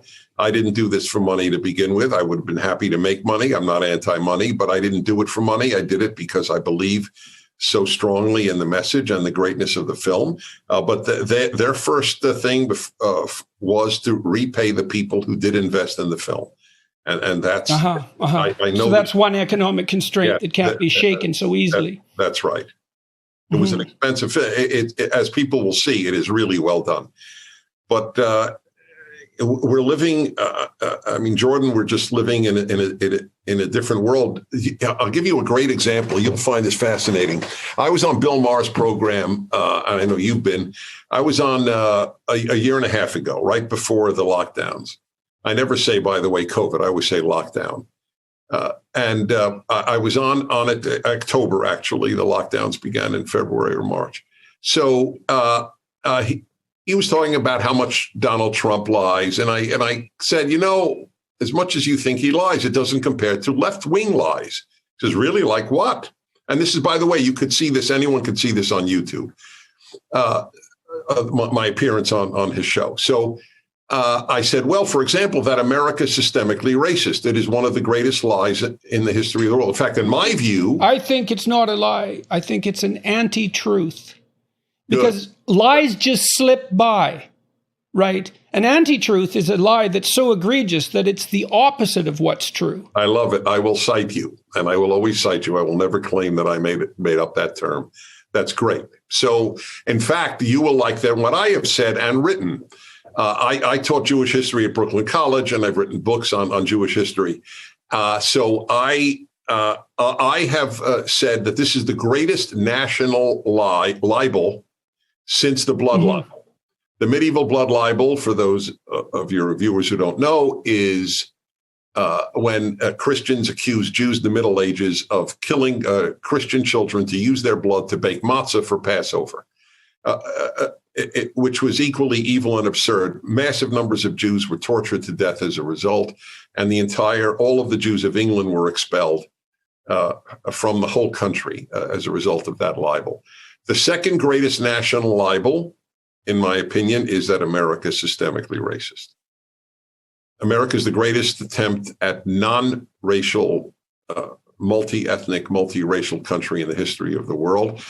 And one of the but you don't deny the existence of racism or prejudice, obviously. Okay, so why do you have such trouble with the term systemic? Because systemic is sort of like when Barack Obama said it's in the DNA. Systemic means that the system is geared to hurting blacks. The system is not. Right, so it's the central tendency. The claim is systemic means central tendency. Yes, exactly. It's built in. It's just that's an anti-truth, to use your term. So okay, so let me ask you a question from the side here for a sec. Okay, I was looking at your work on the Torah. I've been thinking about this idea. So the idea of systemic racism is the idea that the central animating principle of the United States is prejudicial and racist to the point of enslavement. That's the claim, and it's an analog of the claim that power is the fundamental motivation for human interaction, at least under capitalist conditions, let's say. But I think it's even deeper than that. And so now you've studied the Torah in depth, and I've been thinking, and you also claim that the Torah is the word of God. I've got that right, yes. Okay, now is the ultimate author, yes. Okay, so I'm thinking of the Bible is actually a set of stories that was told across a very long period of time, and they were looped together for for reasons that we don't exactly understand. I'm not speaking as a religious person here precisely. But there's a voice there that's part of the central tendency of civilization. And it's not a voice that speaks of power. That's right. Okay, what does it speak of as far as you're concerned? Good and evil. It speaks about a just God who wants us to be good. It's almost to the point of sounding corny. Love your neighbor. Every profound truth is corny, I mean. Oh, I'll live with that. That's right. That's why I'm okay. So what is the good that's represented in that book? How would you define it? Because you wouldn't define it as power seeking. No, of course not. In fact, it's almost anti-power. Remember, I know you know this, but God did not want the Israelites to have a king. Ironically, that was the gift of theocracy. I'm not for theocracy in the modern age, but to be intellectually honest, the idea that God is the ruler means that no man is the ruler. And yes, well, that's a very interesting. More freedom and less power. Well, that's a very interesting issue too, because I've been thinking a lot about that psychologically. Is that one of the advantages to parsing off the idea of ultimate sovereignty into an abstract domain, which is what a religious claim does, especially when it's attributed to a God that's even outside of nature, is that the central core of sovereignty can no longer ever be identified with a single individual. That's right. And we have no idea how necessary. I've been thinking about the analogy there with a parliamentary or with a constitutional monarchy, because the Queen of Canada, the Queen of England, etc., she bears a tremendous amount of symbolic weight. And your president also bears that weight. And that's actually a problem with the system, I think, because the president has to bear the symbolic weight, there's a tendency for him to become elevated beyond other mortals. I mean, you saw that sort of thing happening in Rome with the deification of the emperors. And it seems to me, if you don't parse off the idea of ultimate sovereignty into an abstract domain, you risk confusing it with proximal leaders or perhaps proximal ideas. Well, you know me somewhat, but I don't expect you to know me well. And I can just tell you, I have often said on my radio show, which is now more than 35 years, that the overriding message of all 35 years has been to teach people the consequences of secularism, the deleterious consequences of secularism. Secularism is good for government, and it stinks for everything else. And what you just raised was one of not infinite, but an extremely large number of examples. We are living now through leftism is a product of secularism. And there is moral chaos. Dostoevsky was right. I mean, it's just a fact. Where there is no God, all is permitted. We are living through it now. When you have tens of thousands of medical people saying that if you demonstrate against racism, it's healthy, after telling us to wear masks when we walk with our dog outdoors. I mean, the corruption of every institution in this society has resulted. When there is no God, there is not only no good and evil, but there is no math. That even I didn't predict. The Oregon Education Department has announced there will no longer be only one right answer in math. Did you know that about that, Jordan? I've seen that sort of thing, percolating. Right, I didn't know it had become. Yes, it is specific. The OED, Oregon Education Department, has announced this. That is the policy here from heretofore, or not heretofore, from here on. Yeah, there's a reason that Christ was a carpenter. So he got his measurements right. That's cute. Mm-hmm. Yeah, well, it's more than cute, right? Because to build a house, you have to tell the truth. Otherwise, it falls down, and you need to build it on a firm foundation. We don't have the foundation is being eroded. Oh, yeah. So I was telling you about the Bill Maher show. So he said so. He said, "Oh, the lies." I said, "It doesn't compare to the left-wing lies that that's when we got sidetracked, which is good." Right. On America being systemically racist. And I'll tell you another one, Bill, that men menstruate. And you got to watch this. It's actually, as I said, it's on YouTube. And he started laughing at me, and so did the whole audience, that I would make up something so preposterous and ascribe it to the left.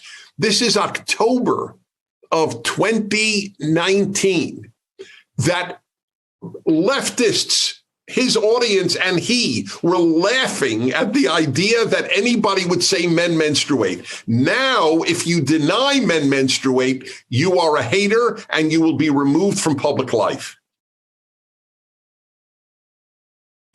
I have another question for you about your religious writing. I'm going to talk to a number of Islamic intellectuals in the next month. It's something I've been thinking about doing for a long time, but I've been hesitant to for a variety of reasons, not least my ignorance of Islam. You write about the Torah as the revealed word of God. And so, I have a tremendous amount of respect for biblical writings, and I've done my best to approach them in a humble and open attitude, trying to understand what's there, assuming that there is something there, or the stories wouldn't have lasted as long as they have lasted and guided the development of our entire civilization. But there are plenty of claims to revealed truth. And so there's obviously tension and conflict between Islam and Christianity and Judaism, and they're all predicated on the idea of revealed truth.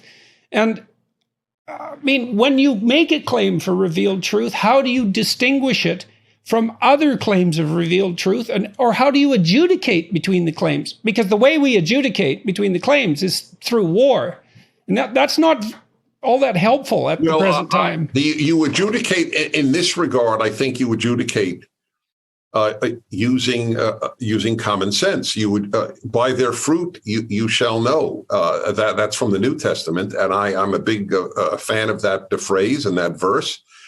So the Torah, and I do isolate the first 5 books, as is the traditional Jewish view, is that those are primus inter pares, the first among equals, and that is what gave us everything. Let's put it this way: no Torah, no Bible, no Christianity, no Islam. So in a sense, I got a better case for the Torah's divinity than anything else, because everything else is predicated on the divinity of the Torah. Do you know Muhammad fasted on Yom Kippur? Okay. So then you make a case, in some sense, I would say an implicit case, that anti-Semitism, for example, is a marker of deviation from the path of the Torah, but the path that runs from the Torah through Christianity and through Islam as well? Because your point is it's the fundamental text out of which these other systems grew. Anti-Semitism is ultimately the hatred of the Jews for bringing a judging God into the world. People don't want to be judged. Well, that's understandable, that people, although the problem is if you dispense with judgment, you also dispense with value, and you dispense with... Right. It's a big problem. That's why I've been very annoyed. Yeah, it's a big problem. It is. I've been I tell my Christian friends, and you don't get a more pro-Christian, non-Christian than me in contemporary life, but I tell them you blew it with just talking about God as love. It's not. Yeah, well, Carl Jung said something interesting about that, because the Christ that's presented in the Gospels is a figure, I suppose, particularly characterized for his mercy. But in the book of Revelation, he comes back as a judge, and virtually everyone fails the judgment. And Jung's comment was, any ideal is a judge. And so if you don't tell the whole story of so the question is, do we need ideals? And, I would say to some degree, part of the critique of the radical left is that ideals themselves are discriminatory. And there's actually truth in that. Ideals are discriminatory. That's correct. The question is whether they're arbitrarily discriminatory. And if you say yes, then, well, what do you strive for? And I guess the answer is for everyone to be equal. All right. So that's their discriminatory ideal. It means it discriminates against excellence. Listen, the same crackpot, the head of classical music at the New York Times, made a list. This is years, and this is like 15 years ago. And only because I follow music do I even know this. He made a list of the 10 greatest composers, and he didn't have Handel in it, who of course composed the Messiah. He didn't have Haydn in it, the father of the symphony and the string quartet, and he didn't have Schubert in it. And he said, "Oh, well, you know why?" He said, but he did have Bartok in it, and he had Debussy in it, who were fine, but they're not in the top 10. I don't think anybody could rationally argue that they are. But in any event, he said why. He said, I just can't have that many Austrian Germans on the list. So it wasn't the list of the best composers. That's what all of this is, and it's anti-standards. Look, there's an attack on meritocracy, on the idea of meritocracy, right? So, I mean, I've wondered, well, is that actually an attack on the idea of merit? And I would say, yes, it is, in fact, attack on the idea of merit. I never really, look, you said something, it was a throwaway line. You caught me on one of mine. I'll catch you on one of yours, that anti-Semitism is rooted in people's irritation at the idea of a judgmental God being brought into existence. I mean, that's a hell of a claim. So, I mean, do you believe that is the fundamental explanation? Actually, yes. There are a lot of non-Jewish analysts. Edward Flannery, a major Catholic writer, and Ernest von den Haag, one of the greatest, clearest thinkers of the last century. They wrote about this. The Jews introduced this God into history, and they've never been forgiven for it. Also, I'll tell you another reason for anti-Semitism is people believe the Jews are chosen. See, this is everybody acknowledges that Jewish chosenness is a reason for anti-Semitism. However, as I pointed out, Jews are 0.2% of the world. Who gives a damn if 0.2% of the world thinks they're chosen? The Chinese think they're the center of the world. Well, chosen and successful might be a very... Thank you. That's correct. That's exactly right. So deep down, people don't laugh when Jews say they're chosen. They don't believe that Japan gets the sun before the rest of humanity, even though they are the land of the rising sun, and as the sun is on their flag. But nobody cares if the Japanese think they get the sun first. But they do care if the Jews think they're chosen. So there's been a tremendous amount of resentment of the fact that maybe they are. But of course, chosen never meant better. Never. By the way, one other thing that this is... Yeah, well, you got to ask yourself, do you really want to be chosen by God? Well, as Tevye in Fiddler on the Roof said, why don't you choose somebody else once? Yeah. Jews have not benefited from chosenness, given... Well, you might say they benefited and suffered disproportionately. All right, that's fair, yes. Yeah, and I don't know for sure if that's a fate that people would choose if they had the option. That is exactly correct. Okay, so let's go back to this Revelation thing, because I'm going to have these discussions and I need some guidance. And so we've got, you made a claim, that the Torah is the source of Christianity and Islam and Judaism, obviously, as well. And so because it's the source, well, then what should be the attitude of other people of the book towards Jews and towards the Torah? Well, among Christians, there's a schizophrenic view. For many in the church until the modern period, the Jews were a living rebuke. As one, I don't remember which Christian thinker said, that the Jews crucify Christ in every generation just by their continued existence. So there's been an animosity in Christendom because the Jews rejected their own. Jesus was Jewish, the apostles were Jewish, the claims were made on the basis of the Jewish Bible. Do you think that's distinct from a sort of intrinsic tribalism? Do you think there's more to it than, we're tribal in a very deep sense. Well, this transcended tribalism because it certainly wasn't ethnic. It was ideological. It was theological. Jesus comes to the Jews, and the very people that he came to are the ones who said he's not God and he's not Messiah. So this created a fair amount of resentment. American Christians were an anomaly, and I love them for it. American Christians said they were the second chosen people. The Jews were the first, and we Americans are the second, on which I believe, by the way. Okay, so let me ask you another question. This is this is a horrible question, and I've been dying to think it through for a long time. So there's a line of Christian thinking, I would say, and Northrop Frye, I think, a Canadian critic who wrote some great books on the Bible. You might be familiar with Frye. He wrote Words with Power, and there's a second volume, which I can't bring to mind at the moment, but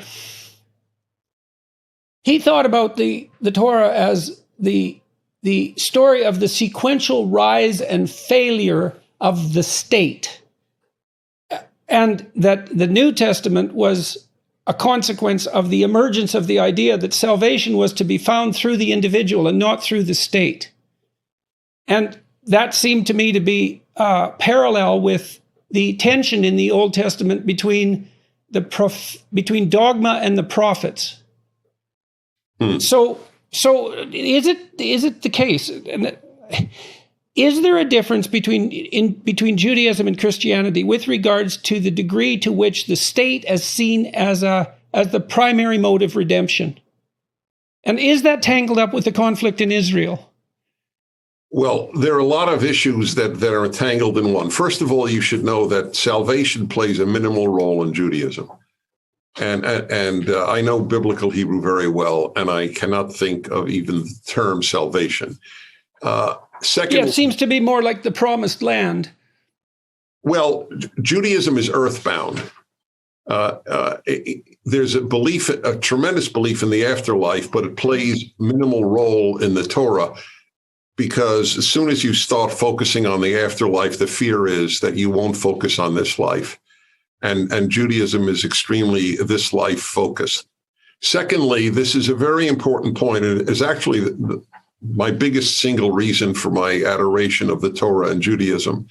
It's the only religion that divides the world between good and evil, and not between believer and non-believer. So right. So that seems to me, from a psychological perspective, as a move towards a further abstraction. Well, it's not a psychological issue. It's a moral issue. That's fine. In our view, God does not divide the world between Jew and non-Jew, or believer and non-believer, but between good people and bad people. God sends good non-Jews to heaven and bad Jews to hell. That's why Jews welcome converts but never sought them, because you don't have to be a Jew to be saved. But you do have to be a Muslim, and you do have to be a Christian. So that's one example of, I think that's one example of the operation of the idea of salvation, the implicit idea of salvation, anyways, that there's a reward for proper moral behavior at the individual level. That's right. Okay, what about in my way to heaven? Okay, what do you think about my other proposition, is that one of the things that distinguishes Christianity from Judaism is the relative role, the relative importance of the role of the state. Now, you describe Judaism as earthbound, and I actually think that's one of its great advantages, because Judaism does celebrate life in a rich and quite remarkable way, and glorifies earthly life. And there's certainly strains of Christianity where that wasn't the case at all. But then there is this emphasis. There seems to be a continued emphasis on the idea of the land and the state. And then I said there's Frye's notion that, the Torah is a sequential story of the rise and failure of the state as the entity of salvation or redemption, and then the emergence of the ideal. It's foreshadowed in some sense by the prophetic tradition. And, Christians read that, of course, as Christ being first and foremost among the prophets. I mean, obviously also the Son of God, but a continuation of that prophetic tradition. But the transformation seems to be something like a more radical or explicit emphasis on the individual as the locale of the redemptive battle. I mean, I might be wrong about this. That's why I'm asking. There is no state, so to speak. There are the prophets, and there are the priests. That's where power resided. One had moral power. One had cult power, if you will, cultic. I don't mean cult in a bad sense, but the cultic concept. And that was pretty much it. That's why, as I said, the king arose against God's wishes. So it's not exactly a big state-centered religion if you don't even want a king. Moses says that you shall appoint policemen and judges in Exodus. That's important. You have to have Judaism is not state-centered; it's law-centered. That's the interest. All right. Well, let's look at Exodus, though. I mean, and so Exodus, Moses leads the Jews out of tyranny and then into this interregnum, which is a very interesting development, I think, because the escape from tyranny isn't followed by redemption or salvation. It's followed by an even more chaotic state that's even more dismal in some sense, which I think is unbelievably brilliant, right? Because we tend to think a state of tyranny will dissolve and everything will be happy as a consequence. But the Exodus story says, no matter how bad the tyranny, there's going to be an interregnum in the desert where everyone loses faith. And then there's a journey toward the promised land. So that structures the narrative. And it's this idea of the promised land that I'm trying to focus on and understand. I mean, you characterize Judaism just now as law, partly law and partly the cultic tradition, the priestly tradition. But there is this, I mean, the story of Exodus, as you well know, is an absolutely central biblical narrative. And it's a stunningly powerful story, but it does involve, it frames life as a journey towards the promised land. And that in that story, that being an actual land. And it seems to me that part of the Christian transformation, I do think it has its roots in the Jewish prophetic tradition, is this change in emphasis. I mean, I was convinced by Fry's arguments, which weren't anti-Semitic, by the way, in any sense. They don't sound it to me at all like that. It's not a way in which Jews understood themselves. Let me put it to you that way. The promised land is where the law will be put to use, and a holy land with a holy people. This will be God's locus. I view the Jews as God's third attempt at making a good world. The first was conscience. That didn't work. The second was Noah and giving him basic laws. That didn't work. And then picking a people and giving them the role to be a model. And that hasn't worked out too well either. Listen, I would love to continue. Can you give me 5-minute break and we'll continue? Absolutely. Okay, fine. All right. Absolutely. All right. So I wanted to ask you further. So I'm hosting these discussions, as I mentioned, with a more liberal Muslim scholar and a more conservative Muslim scholar, and I'm woefully unprepared for it because what the hell do I know? But it seems to me that to whatever degree it's possible that olive branches might be offered when they can be. And so that's partly why I was curious about this issue of revealed truth. I mean, what do we do when we have competing claims to revealed truth? And apart from war, because war in some sense is about axioms that can't be given up. And that war is just not an option for us in a sense, not an option like it was, because the possibility of a gated. I have thought about this a great deal. So I have a quick answer, but it took me decades to develop, and that is, if my criterion is not is your religion true or mine true. My criterion, I have two. One is, what type of people do you produce? Nothing else interests me. If atheists produced kind and wise people, I would give atheism much more seriousness than I now do. So my criterion is, one, what type of people do you produce? And two, do you bring people to the God of the Ten Commandments? That's it. If your religion affirms that God gave the Ten Commandments, I am a fan of your religion. If your religion does not affirm that, then it may be beautiful. I don't disqualify that possibility, but it is not divine revelation, given that remember, when we say divine, we're talking about the God the Jews introduced to the world. You can't hijack our term. And so you can make up your own God, but the God that was brought into the world is the God of the Old Testament, specifically the God of the Torah, specifically the God of creation, Exodus, and 10 Commandments. If you affirm those, then you are a kindred religion to mine and have an essential truth to it. I don't believe in Jesus Christ, but I do believe that Christians who bring the world to the God of the Torah and to the 10 Commandments are doing God's work. So, okay, so then that begs a broader question. I mean, we're not currently, there's no current major religious dispute that's worldwide between Christians and Buddhists, let's say. And so where does that leave religious believers who aren't allied with the central book of the West, broadly speaking? I don't have an issue. Remember, since I believe God judges people by their ethics, I don't care if you're Buddhist.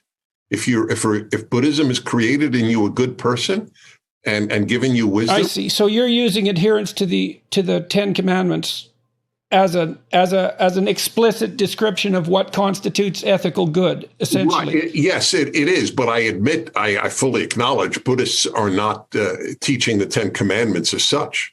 I understand that. Certainly, not a Sabbath day. By the way, not all Christians are teaching the Sabbath day either. 50% of the Catholic priests and Protestant ministers I've asked, do you believe Christians are duty bound to observe the Sabbath, have said no.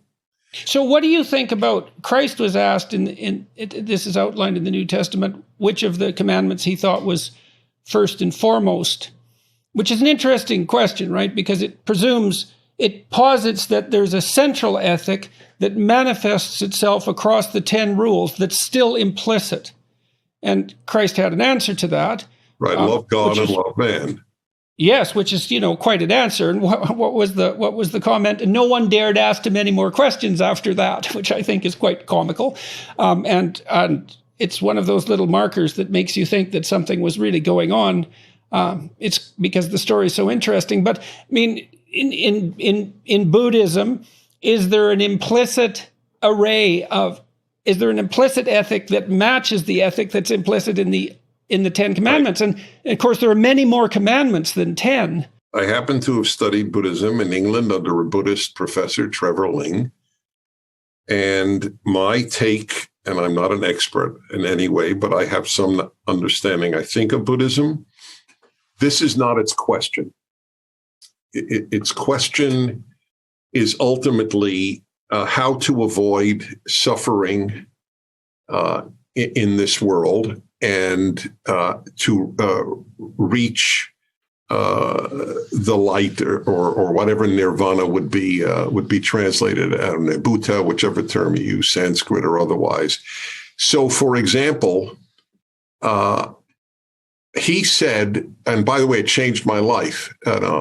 When he said it in class, it was in England. He said, the Buddhism teaches that all pain in life comes from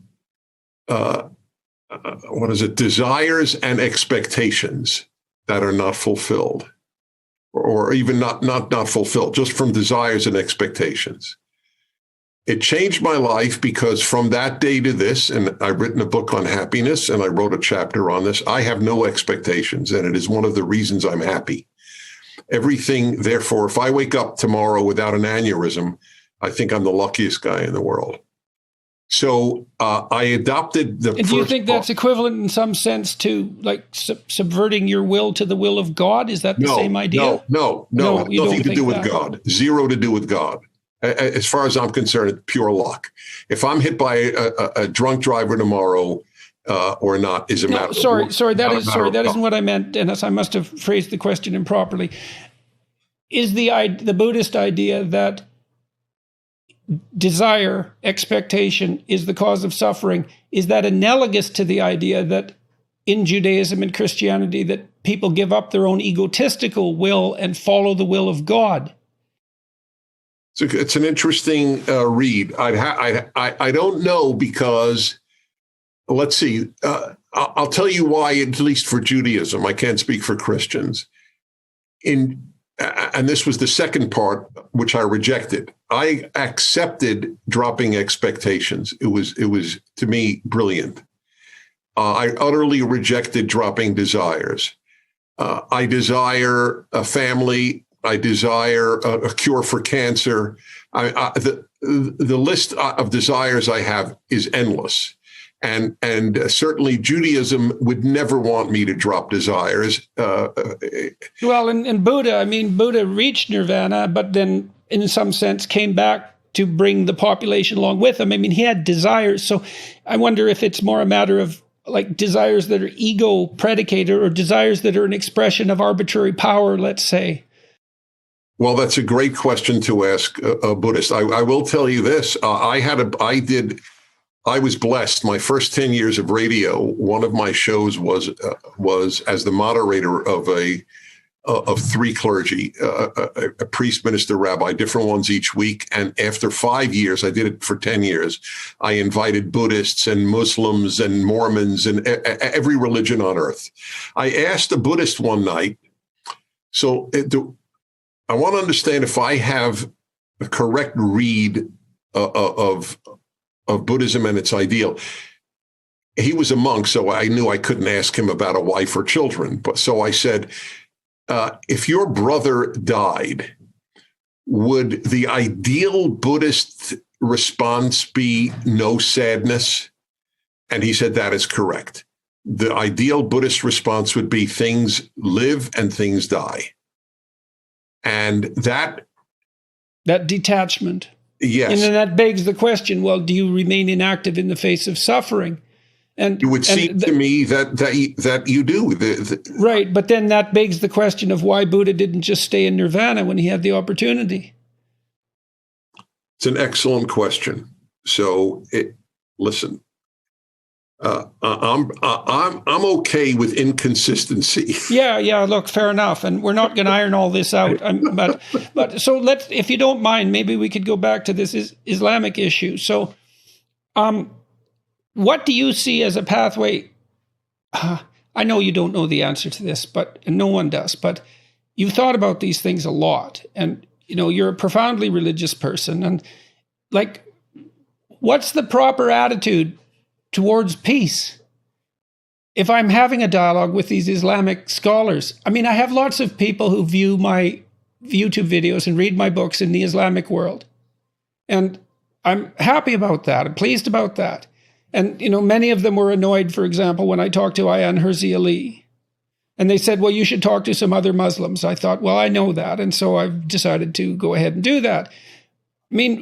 What needs to change, do you think, within each of us, perhaps, in order for the conflict that keeps raging, centered in the Middle East, to start to moderate itself?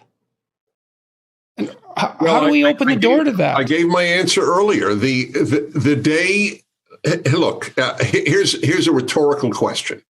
If the Israelis announced we are disarming, no more army, no more weapons, what would happen the next day? And if the Palestinians said, we are disarming, no more fighting, no more terror, no more rockets, nothing, what would happen the next day? In the first case, there would be the genocide of the Jews of Israel. In the second case, there would be peace. So why don't you ask that question of these people?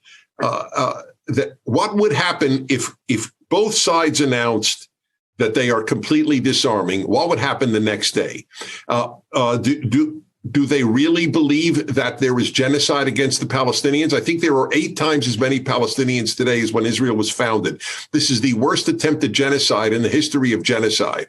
It is as ludicrous as it is evil to charge Israel with genocide. It would be the first time in history, as I said at my Oxford Union debate on this very issue of Hamas and Israel, I said it'd be the first time in history that in a battle between a dictatorship or a tyranny and a free state, the free state was the one that wanted war. and the tyranny wanted peace. We're expected to believe nonsense. I'm So do you believe that this is baked into Islamic faith? Yes, and if so, yes, and yes, I think it is. Okay, so what is it that's baked in? I'll exactly? tell you, Ibn Khaldun, the greatest Arab writer who ever lived, I think it was the 14th century, in the Muqaddimah, the introduction to history, he wrote, and he's considered the greatest writer, not only the greatest Arab writer in history, according to the great A.J.P. Taylor, the great British historian. He was the greatest historian who ever lived. That was Taylor's take. It's a little romantic, but it doesn't matter. He's got a great reputation. And he wrote in the Muqaddimah, the introduction to history, that unlike Jews and Christians, the superiority of Islam can be seen in the fact that they were prepared to kill people to convert.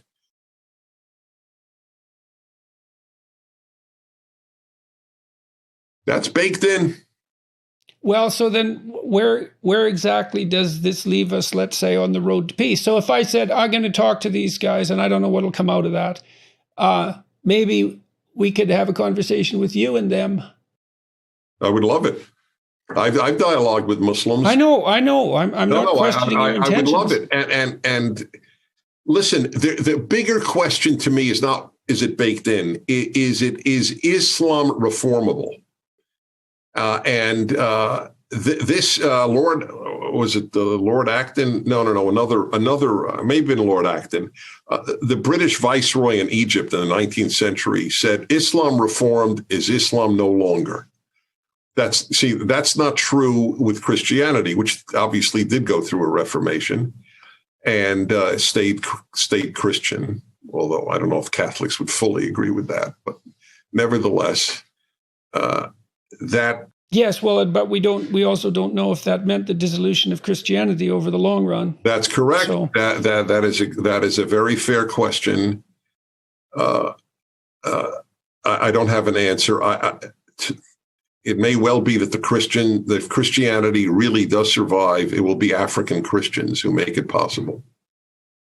Well, or Chinese Christians, since it's growing faster there than it did in ancient Rome. Yes, It's very peculiar. So who knows, right? But all right. Well, look, Dennis, I think that's probably a reasonable place to stop. Can I just make a plug for two things? No Safe Spaces, the movie that we began with, and my Rational Bible, which is written with atheists in mind as I write it. It is complete. It is the use of reason to explain the 5 books of the Torah, the first 5 books of the Bible, and Deuteronomy. The 3rd volume is coming out this year, but Genesis and Exodus are out. And maybe we could have a discussion at some point just about Exodus. I would like that. That would be nirvana to me. All right. Well, let's schedule it in, and we'll do that because I need the preparation. Like I said, I want to do a lecture series on Exodus in the fall. Right. So, all right. Well, anything else, Dennis? People should only know how much I admire you. I know you're self-conscious about that. You don't have to say a word, but I cite you often as one of the handful of truth and goodness seekers I know. Thank you. That's a weak thank you for that compliment. Much appreciated. All right. Thank you. Till we meet again. Thanks again. Be well. All right.